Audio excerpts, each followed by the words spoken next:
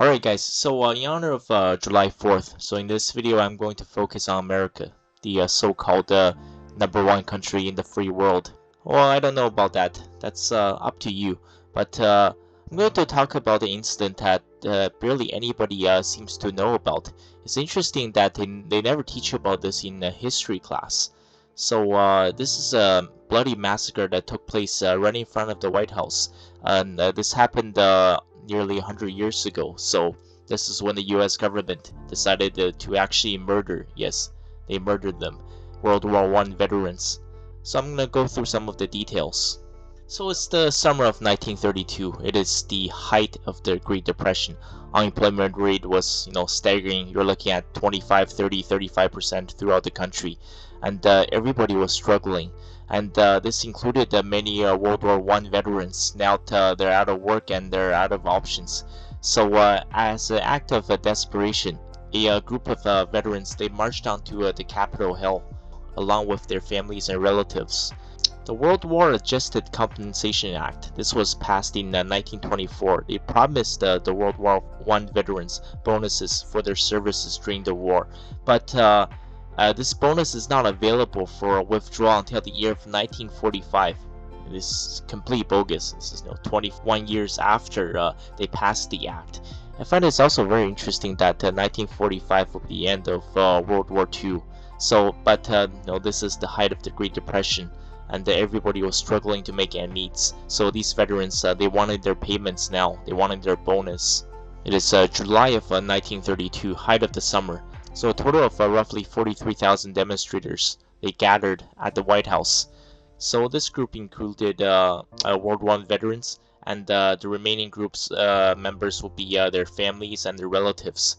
But you see, this is what the US government do. So instead of actually trying to help these veterans who fought in the war, and many died in the trenches in Europe, and they're now just struggling to provide for the family. So instead of actually trying to help and negotiate a deal with the veterans, the White House just, one day they woke up and chose violence. Now, before July, in June, the US House actually passed a bill to pay out the veterans, to pay their bonus immediately.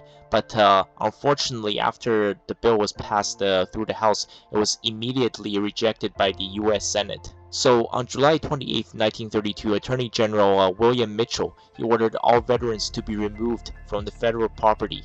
It is July 28, 1932.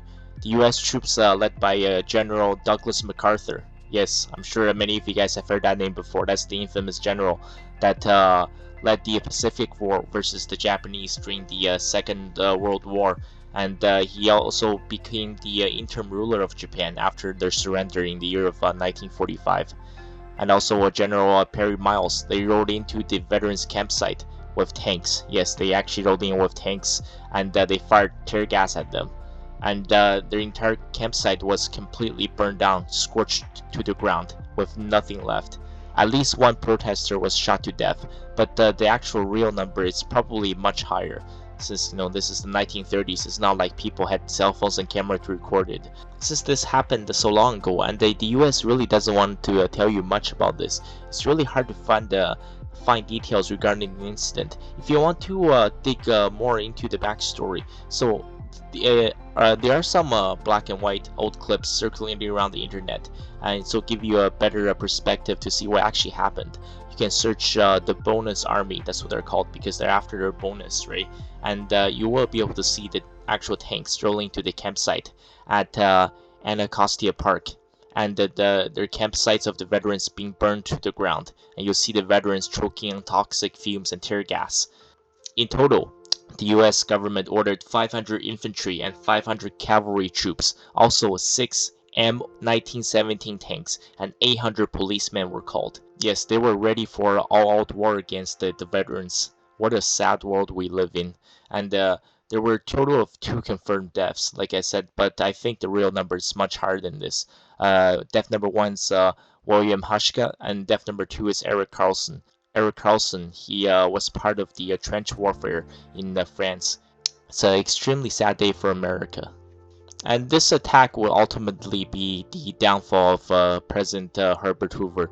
So in the following year, President Hoover, he would lose his re-election campaign in 1933 to President Franklin D. Roosevelt. Now, the bonus army would return. They returned in May of 1933, still with no progress on the release of these bonus payments, but the US Congress would pass a Civilian Conservation Corps. So this program aimed at helping veterans to find jobs during the height of the Great Depression. And finally, it wasn't until the year of 1936 the Adjusted Compensation Payment Act was finally passed, and this time the US government authorized the payment of $2 billion to be distributed between the World War I veterans. So, just a little note at the end, right? A little food for thought. Next time, when people from the West, especially people from America, they blast China for, what they did on June 4th, 1989, or their human rights abuse in the Xinjiang Autonomous Region against the Uyghur Muslims, or their aggression towards Taiwan, or Tibet, or everything, their social credit score, right? The list goes on and on and on. Just remember this. The US did this to World War I veterans because it was the height of the Great Depression and they just want to be able to provide for their families, and they were brutally attacked. And the US won't even teach this in classrooms. It was extremely hard to find this information. In the US today, people can get fired from their jobs or expelled from school for saying things like, there are two genders. I think people from the West have completely lost their mind, to be honest. The US also killed over 1 million innocent Iraqis. There was no weapon of mass destruction. It was all a hoax. The Middle East has been completely destroyed and destabilized by the US foreign policies. It's not just Iraq. There's Iran. What about the brutal sanctions that US has been putting in place against Iran? What about Libya? What about Syria, Afghanistan? The list goes on and on. Who really killed JFK? What about Martin Luther King? What about JFK's brother? What happened behind the scenes? And did anybody get to the bottom of 9/11? What about Joe Biden's scandal with Ukraine? What about Hunter Biden's laptop? It's so easy to point the finger at other people. Now, let me ask you this. Is USA really the best country in the world? Is there really a freedom of speech in the West? Or maybe it's time for the West to learn a few lessons from China. Basic things like focusing on helping students to excel at math, to excel at science, to excel at physics, biology, chemistry. The list goes on and on. Instead of having drag queens in the classroom teaching students how to be LGBTQIAAP2S+ in the classrooms. Just a little food for thought, okay? Thank you guys for watching. Happy July 4th. I'll see you in the next video.